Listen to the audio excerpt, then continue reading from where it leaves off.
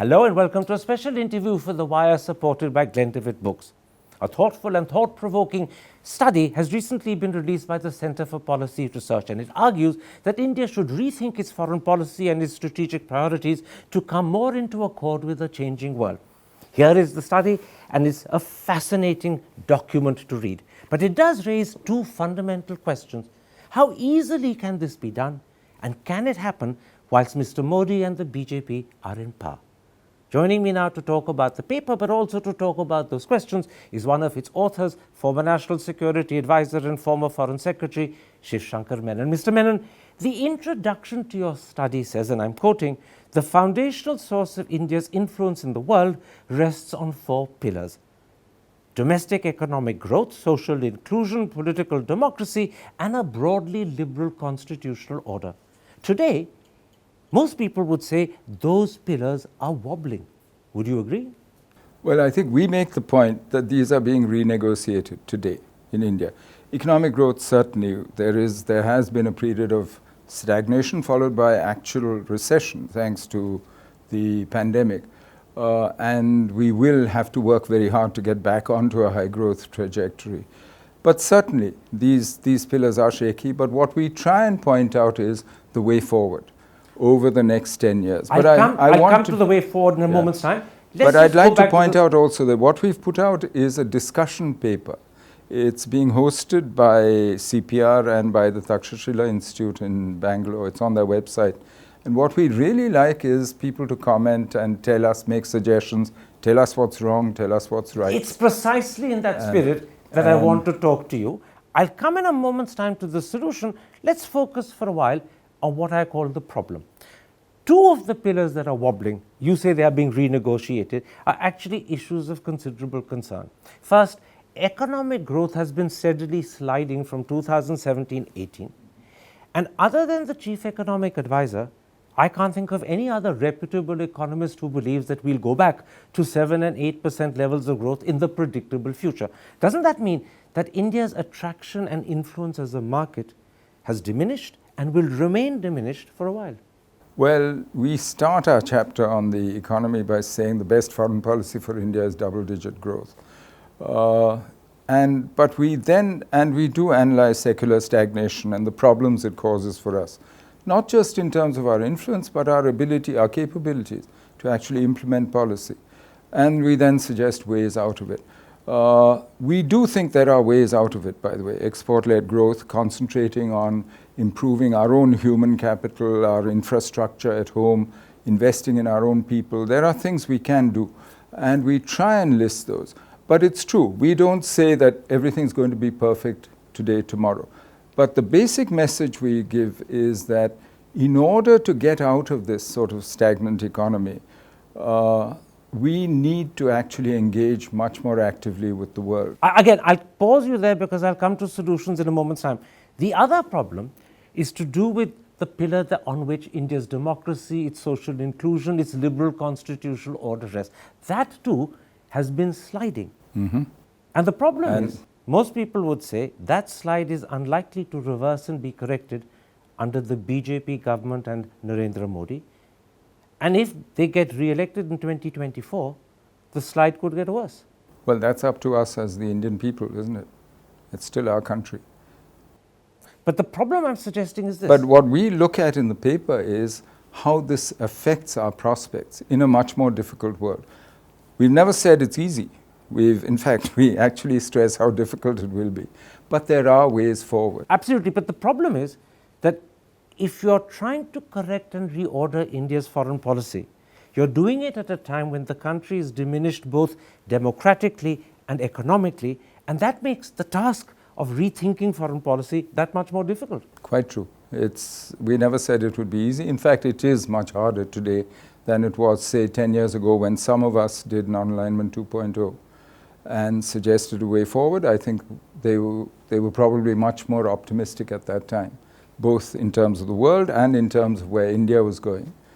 While we're talking about problems and challenges you face in terms of rethinking and reordering India's foreign policy, there is, I suppose, at least academically, one more. It's the belief that India now needs a new international identity. And usually people who say that believe it needs to be a Hindu identity, one that reflects India's culture, its Hindu history, its Hindu traditions.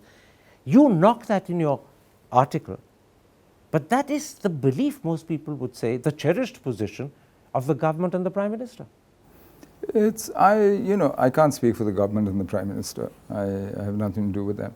The fact is that if anybody who wants to see India's role, international role, India's influence grow, and to see India more secure, more prosperous, from our point of view at least, any patriot should be looking at ways of strengthening our capacities. And we list various things that India can do today, even in this difficult situation, in order to do so. And the answer is to bolster the old identity, not create a new one to replace it. No, the answer is to adjust to changing circumstance. We have always been a country of multiple identities. And it is that a lot of our strength comes from that pluralism, from the democracy that we've represented, and from the effort. We've never been perfect. We've never claimed we're perfect. But the rest of the world at least has seen that attempt. And it's important that they continue to see that. So what you're saying is it's important to continue to be a country of heterogeneous people, multiple identities, multiple religions, multiple ethnicities, and not present ourselves as a majority Hindu state. Well, I think you look at the simple fact. We are the one emerging economy who has consistently run a current account deficit. And yet, we have the fourth highest foreign exchange reserves in the world, which means that money has been coming in from the rest of the world to cover our current account deficit, the gap, right? What does that mean? It means the world believes in India and in India's future. And that faith is very important. It's tied to the kind of India that we are building. It's tied to the image of India as a heterogeneous country of multiple faiths, multiple peoples, not a single singular identity. I'd say it's much more than just the image. It's tied to what we do at home in running our own affairs.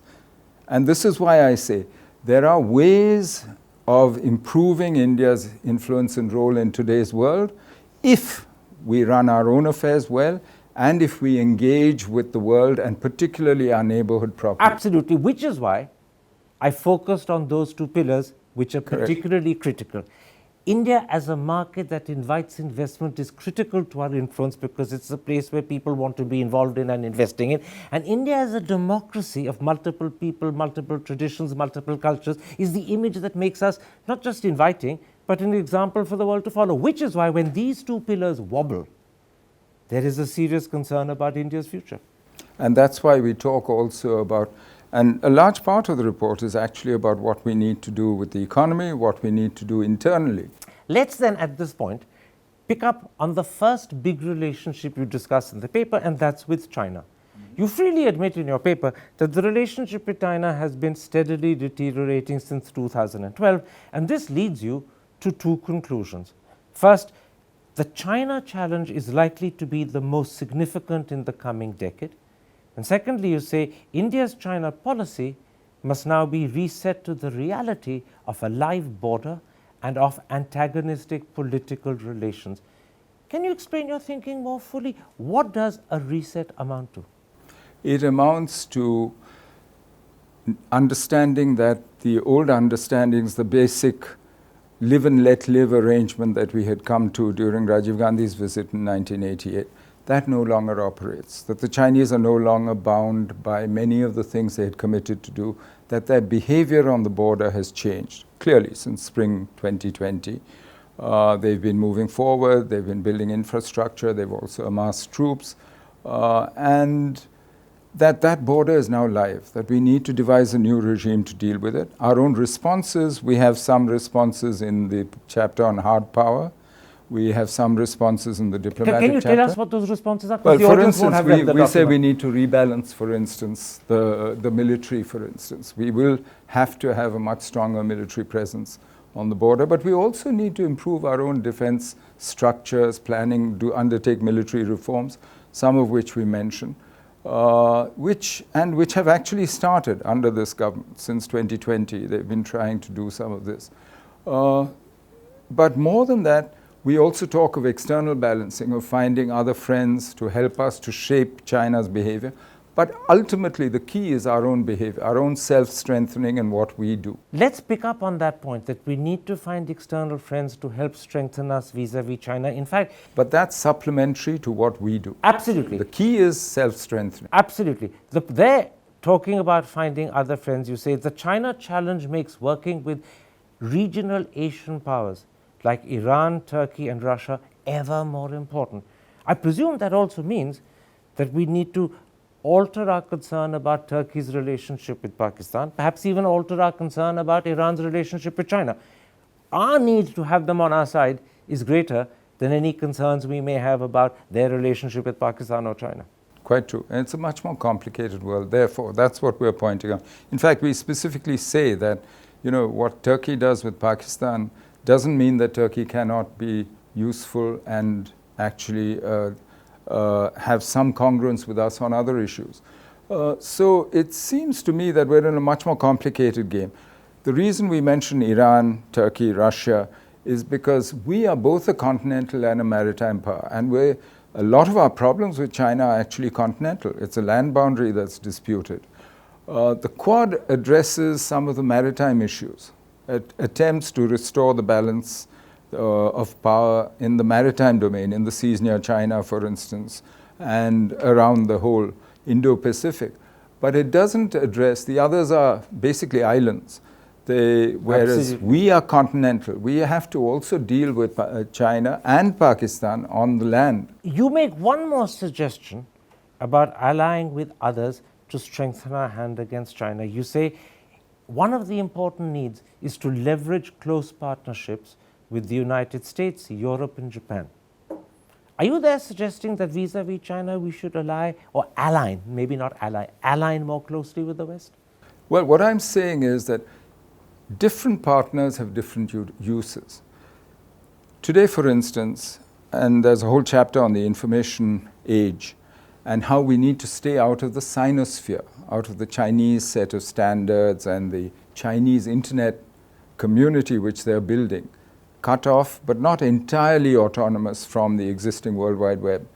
And in order to do that, we need to work with those who have the technology, have the capacity to actually work with us to create open standards. This is Europe, this is the United States. This is Europe, this is the United States. These are other. So depending on the issue, and that's where at least I believe that you need issue-based coalitions of the willing and able. If it's cyber, then it's a certain group of countries. If it's maritime security, it's another set of countries. If it's reducing your economic dependence on China, then it's another set of countries. But we don't say stop talking to China. We don't say stop trading with China. Forge coalitions where you have friendly friends depending upon what the issue vis-a-vis China is. And what your interests are. And China is going to be a challenge in several domains. It's not only the border or politics or China in your neighborhood where you have to work with your neighbors. It's also the Chinese dependence on the Chinese economy. But you also want to work with China because ultimately we come back to strategic autonomy. You want to create a position where you serve India's interests, not an alliance. This is where, in fact, the challenge of reorienting your relationship with China becomes difficult, perhaps even at times tortuous, because you say, and it's an important point, there's no feasible alternative to a combination of engagement and competition with China. Correct. So there's a pretty difficult, tortuous road we have to walk, and the problem is we don't have a roadmap or a guide map to do so. We're actually feeling our way every day. We're not offering a roadmap. We're not offering a map because, frankly, we can't predict the future. We make certain assumptions about the future. What we're offering is a compass. So that a direction, you have a sense of where you want to go. And as things change around you, if you get shifted, pushed around by events, you still know where north is. You still know where. So we'll be charting our way and almost our every direction, year with China. We will have to. I mean, this is today in the world, if you look around you, the balance of power is shifting, center of gravity is moving to Asia Pacific. Everything is moving around you. with so many moving parts, all these relationships are shifting. You will have to keep adjusting. So the big change is that the sense of certainty that we had in this relationship 10, 15 years ago has now evolved into finding our way, charting our course, and perhaps being willing to change as we go along. It's essential because we don't know what's going to happen to China. We don't know China's trajectory. We don't know what's going to happen between China and the US, though we assume that it's structural and their trouble, their rivalry will go on for the next decade or so. But there is a whole host of things that we don't really know. Absolutely. But and so we are offering a direction, not a roadmap. Let's then come at this point to the second big relationship your paper writes about. That's the relationship with the United States. You readily describe it as a critical partnership, but you also flag a very interesting question. You say the foundational defense agreements and increasing reliance on US weapon systems, intelligence, and military doctrines opens new vulnerabilities, and you ask whether they actually fit India's strategic imperatives. Your study doesn't actually answer that question, so let me ask you for your personal answer. You've raised the question, what's your answer? We approach it the other way around. We say that India needs to develop both a strategic doctrine for national security and military operational doctrines which fit our present conditions. And in the hard power chapter, we actually say so. So that if you start inside out, look at your interests, how do you follow them, how do you achieve them in your own situation, write out and get a doctrine for the use of force. Where do you use force, when, how do you achieve your political goals by using force? If you do that, then it answers the question. And then you will see to what extent. So can you spell out the answer for the audience who haven't read the document? Well, what we're saying here is that we need to be very clear about the political applications of force. What political uses do we put it to? For instance, you need to have enough force on the borders to deter China, right, from nibbling away at your territory, as she's been doing, the salami slicing that she's been trying to do. What we suggest ultimately is a posture of active defense on the northern borders, vis-a-vis both Pakistan and China. In other words, a policy of riposte. What we did in the Kailash range last year, they moved in north of Pangong Lakes, we moved into south. And you need, and this restores then deterrence. Then the Chinese withdraw, you withdraw, whatever you work it out. But this is where your answer to that question about American dependence? But you build offensive capabilities in the maritime domain. There you have other advantages. There the Americans are very useful partners because you have very similar interests in the Indo-Pacific. This brings me to Quad. And about Quad you say that it should be expanded to include Singapore, Vietnam, Indonesia. Well, we're saying whether you institutionalize and formally make them members or whether you just work with a larger group. The Quad can be the core, but it needs to work with other partners in the region. But the point I was making is that no matter in what way you include these other countries, it will certainly strengthen your capacity to withstand the Chinese threats in the Indo-Pacific, but it does nothing to support us in terms of what we believe is the greater Chinese threat, which is to the north and to the west of our border. And in a sense, the combination of Quad and AUKUS suggests that America believes the most potent Chinese threat is in the Indo-Pacific. India believes, from our standpoint, the most potent Chinese threat is to the north of our border and to the west. And isn't there emerging a divergence in the way India and America view their security imperatives? I think it's natural. You know, we're at very different levels of development. We're on opposite sides of the world. We're an immediate physical neighbor of China. The US may be proximate to China, but that's as a matter of choice. She's in Asia, but she's actually an American power at the other end of the earth. So she might see her interests being affected, but they'll be affected differently from our interests. But isn't America abstracting itself when it withdraws from Afghanistan, from this part of the world? Well, and in a sense, I have said, and we don't say it in the report because we didn't get into this, I have said before that it seems to me that America is not interested in the Eurasian landmass. Absolutely. And there's no stomach in America to get involved in any land wars or defend anyone else. So you're on your own on the continent. And today China is trying to consolidate that Eurasian landmass, whether through BRI, whatever. that you have to choose how you deal with. So here we and have to that's find where our own you strategies. go, that's where countries like Iran, like Russia, like Turkey become very important to you. And this is where your point really comes into its own, that we need to forge separate coalitions for each of the challenges we face. Correct. Different countries for each of the different challenges vis-a-vis China. Because it's a confused world. America may not necessarily play a major part in terms of... Not in everyone. Not in everyone. But in many of them. And the other thing is America is also critical to India's own transformation. As a market, as a source of technology, as a source of capital, in various ways. And as a way of ensuring that we continue to be true to our own constitutional and democratic principles. They keep reminding us sometimes in public, and that's useful. But that's our responsibility. Oh, absolutely. I don't think it's an But American it's very good to be responsibility. reminded by friends. They will remind us, certainly. I mean, One of the dominant challenges that India will face, perhaps for a decade, maybe for longer, is how do we respond to the rivalry between the United States and China? And you have a very interesting sentence or two about that. You say the ideal position would be to have better bilateral relations individually with both the US and China than they have with each other. Now, India can easily have better relations with America than America has with China, but can we just as easily have better relations with China than China does with America? Difficult to say, because in this triangle, in terms of sheer power, we are the weakest leg of the triangle, right? By most metrics of power, of hard power.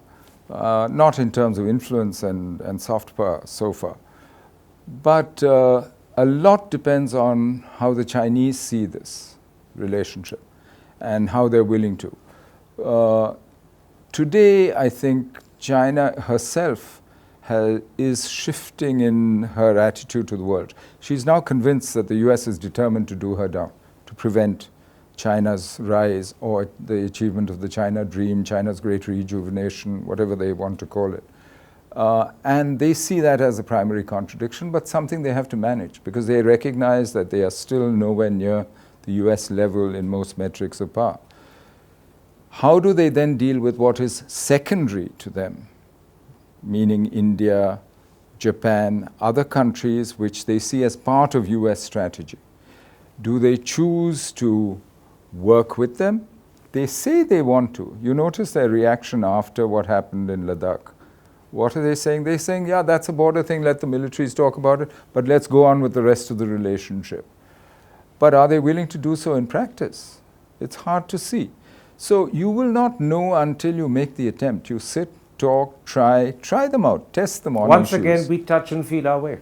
You have to, because this is a and once again, therefore, certainty is gone. Uncertainty in how you chart your way through uncertainty is the test. Is the test. And this takes all kinds of effort. It takes a much greater, harder effort. It also actually means that you have to be willing to take risks. In fact, isn't that in a sense the truth? Of the two big relationships we have, perhaps this is more true of China than the United States, but there's a much greater level of uncertainty, a much greater level of feeling your way, and a much greater sense that we will have to judge perhaps every 6 months, every year, whether we're going in the right direction, do we need to slightly change course, adjust, and who do we bring on board as friends at this point? Correct. Yeah, absolutely right. Because this is an uncertain world. We call it a world adrift.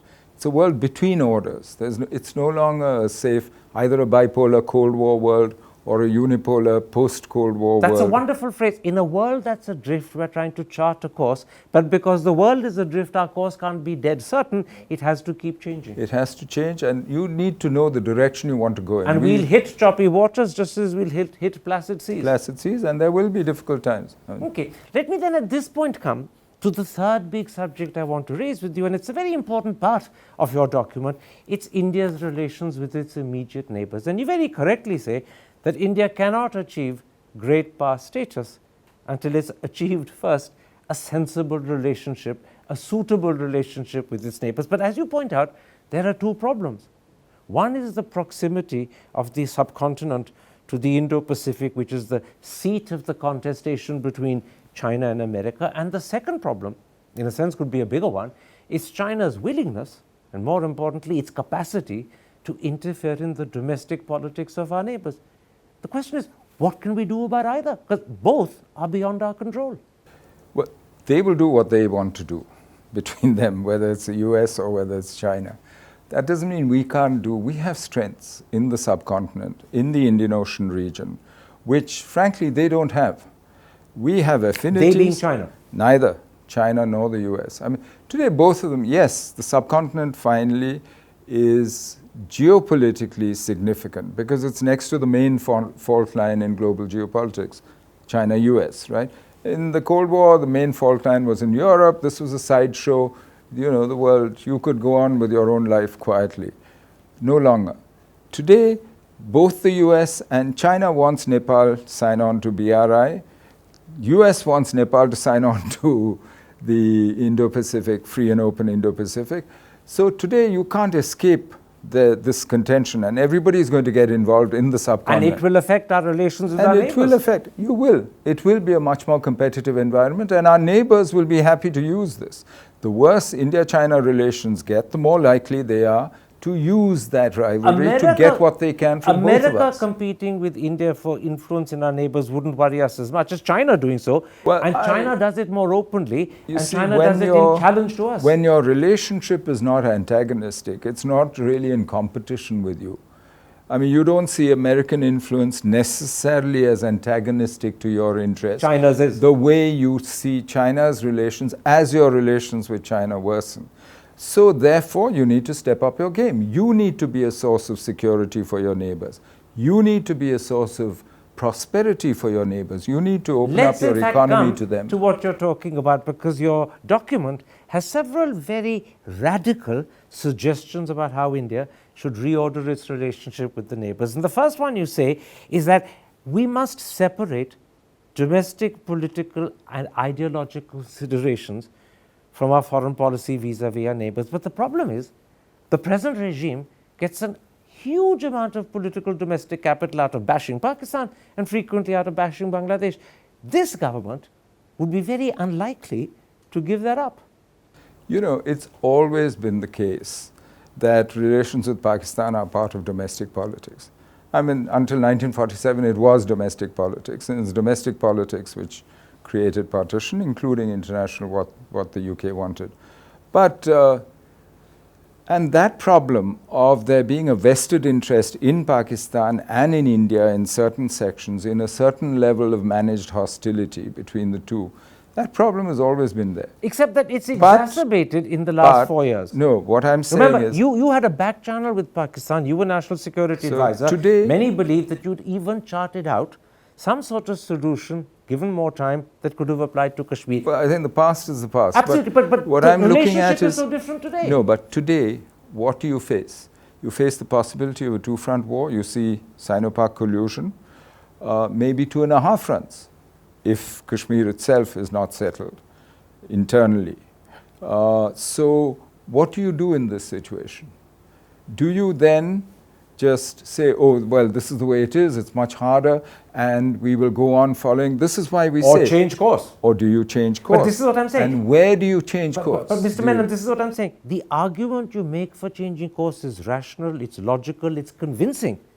The problem is, the present regime is going to be unlikely to listen to you. One reason being that the present course delivers them huge political domestic dividends. They wouldn't want to give it up. Bashing Pakistan wins votes.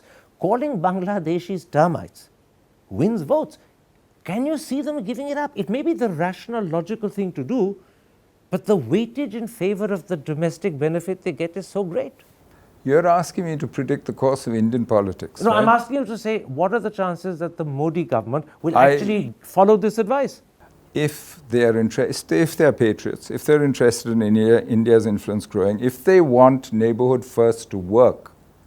This is the only way. This is not, I don't say it's the only way. In fact, I hope there's other ways. Maybe people have ideas which are different. This is a good way. This is the way that we discussed among ourselves and came up with. By the way, not every one of us agrees with every sentence Absolutely, in the report. and that's been made clear in your preface. But it's interesting that you began your answer by saying, if they are patriots, which they claim to be. But that's just an aside. No, but then are they party political animals or are they patriots? There's a choice here.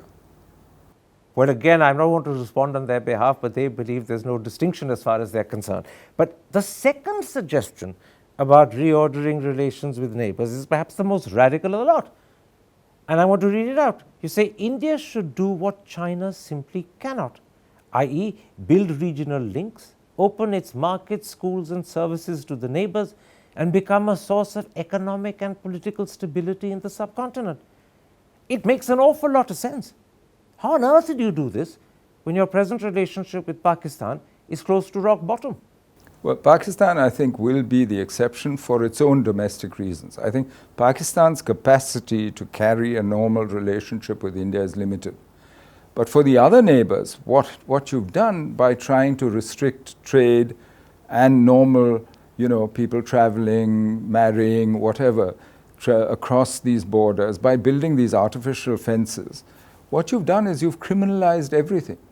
You've turned trade into smuggling.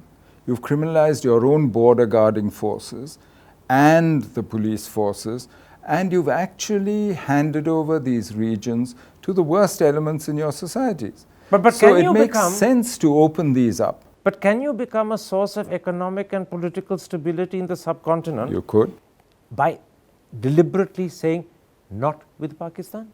No, well, it's up to Pakistan whether she, and each of your But neighbors. Pakistan then has a veto on what there you want to isn't do. going to be one pattern for all the neighbors. I mean, you already have an open border with Nepal. You have many of these things in place with Nepal. There may be other things you need to do. So with each neighbor, you will find your own pattern. Except that Pakistan will then be behaving like a rival and a check on you, and it has its own I contacts don't with Sri think Lanka so. and Nepal. Pakistan cannot offer what India offers.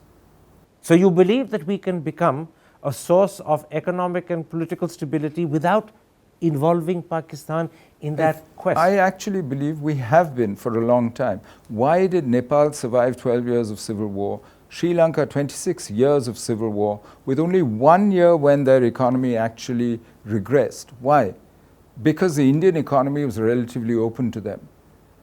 And because the Indian economy in those was going through its high growth period then. And we actually pulled them along. The trouble is... Do you believe this is recognized in Sri Lanka? I think people who Because think it would about have to be for what you're saying to work. I think people who think about these things know this. Okay. And I think also any canny politician sees it as in their self-interest. Today, Sri Lanka is an economic crisis. And they need to find ways out of it. And not just ways by borrowing to live hand to mouth. So you're saying two things, aren't you? One, that we can become the hub of economic and political stability in the neighborhood without necessarily involving Pakistan in that process. And secondly, you're saying... No, it should be open to Pakistan to participate, but I mean, they've chosen not to. And the second thing you're saying is that there is recognition in the capitals of our neighborhood, be it Dhaka, be it Kathmandu, be it Sri Lanka, Ceylon, that India's economy can provide a lifeline, to put it like that, in their hours of need, which is why they also need to reciprocate. I think there is... So it's mutual understanding and convenience from both sides. I think it's mutual because we have an interest in our own security, in our own prosperity, and we cannot prosper and do well in the world if our whole neighborhood is falling apart. Let's, at this moment, come specifically to Pakistan, because although a moment ago you said that we can forge ahead with the neighborhood, and if Pakistan doesn't want to join, fine, that's up to it, and we can still succeed, Pakistan won't have a veto. But you do actually make two very important points about Pakistan in this document. First of all, you say India should stop spurning SAARC, because there's a danger that that could open the door to Chinese membership. And your last sentence on the subject is, a review of our SAARC policy is therefore urgently needed.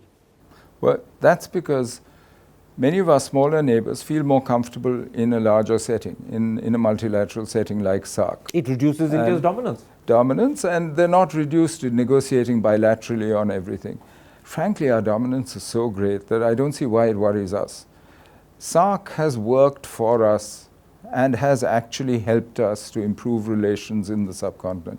And if we want to be, as you said, the hub of prosperity for the subcontinent, then we need to use instruments like SAARC. SAARC doesn't, by the way, require everybody to do everything. SAARC permits 3 members to go off and do what they want separately. So again, it's up to Pakistan whether she wants to be. But the danger you point out is that if you continue to spurn SAARC, it could open doors to Chinese membership. That's the last thing you want. Yeah, and I don't see why we are spurning an instrument that has been useful to us in the past, if you look at the record, and which frankly can help us achieve our goals. You make in fact an even bigger point about Pakistan when in this document you suggest India perhaps needs to rethink its attitude to cross-border terrorism. I'm quoting what you write. Cross-border terrorism from Pakistan has not derailed India's economic progress, nor has it undermined the political stability, including in Jammu and Kashmir. And then you add, it is not therefore an overarching threat. Now here, not only would the entire BJP government disagree with you, but a large section of popular opinion would. Well, the entire security establishment, which actually finds, there isn't a security industry, and that requires an enemy. And cross-border terrorism is a useful enemy in political terms because it's not an existential threat, because it is a threat that we have learned to manage well. If you look at the numbers, there's a steady decline in the number of security force deaths, civilian deaths, terrorist attacks, etc. Over time. And you look at the years when Pakistan threw everything, including the kitchen sink at you, whether it was the Khalistani movement, whether it was in J&K in the 90s, those are the years when your country started doing very well. So to say that cross-border terrorism is going to determine your policies or your attitude, frankly, is to give agency and control of your future to the worst people, to the terrorists and Pakistan and the ISI. I won't say Pakistan, because not all Pakistan is involved, but certainly Pak Army, Pak ISI, and the jihadi tanzeems. But you're also saying, and maybe you're not saying it up front, but it's hinted, that if cross-border terrorism is not an overarching threat. No, there are bigger threats, is what we're saying. But then doesn't that also suggest that we should rethink our relationship with Pakistan? That at the moment, particularly under the present government, cross-border terrorism has become a solid brick wall that separates our two countries. Well, this government also tried. Don't forget, Prime Minister Modi went to Nawaz Sharif's granddaughter's wedding. This government has reached out despite cross-border terrorism. But there's been desperate attempts made by Imran Khan, who's a new government. He feels personally. Well, I don't know what he tried, what he didn't try. I'm not in government. I don't even follow it day to day in great detail. No, but what I'm saying is that if it's not an overarching threat, does it not follow that there are therefore good reasons to rethink your relationship with Pakistan? No, as well? what we're saying is there are bigger threats, one. Two, there's a changed situation. So you need to look at other alternatives in your dealings with the subcontinent especially, and Pakistan's a small part of that. But Pakistan also matters for other reasons. And let's see, we're not getting into that kind of detail here, saying, go and talk to them now, do this, do that. That's not. As I said, we're charting a direction, and we're pointing out the possibilities. One last question. You're charting a direction about how India can bring its neighbours together in a relationship that benefits both, but also allows India to acquire a sort of great power status. Can that happen if we don't reconcile, maybe the wrong word, but if we don't have a sensible relationship with Pakistan? At the moment, Pakistan looks as if it's constantly wanting to pull us down. Frankly, strategically, Pakistan's an irrelevance. Pakistan doesn't determine whether or not we're a great power, or whether we achieve our goals, whether we are secure, whether we are prosperous. Neither of these is going to be determined by Pakistan. Let's be honest. Pakistan is a huge domestic political issue. You're absolutely right. And it has its uses for that, and has been used for the last 73, 75 years. But honestly, whether India achieves her goals, gets anywhere, is not going to be because of Pakistan. I began in the introduction by saying that this was not just a thoughtful but a thought-provoking document. What sort of response would you like from, not from the lay public, because from them you'll simply get questions of curiosity, but from thinkers in the strategic field, thinkers in the diplomatic field? What sort of response would you look for and hope for from people who are practitioners? Well, there's three parts to this. One is, are we right in the assumptions we make about the next decade?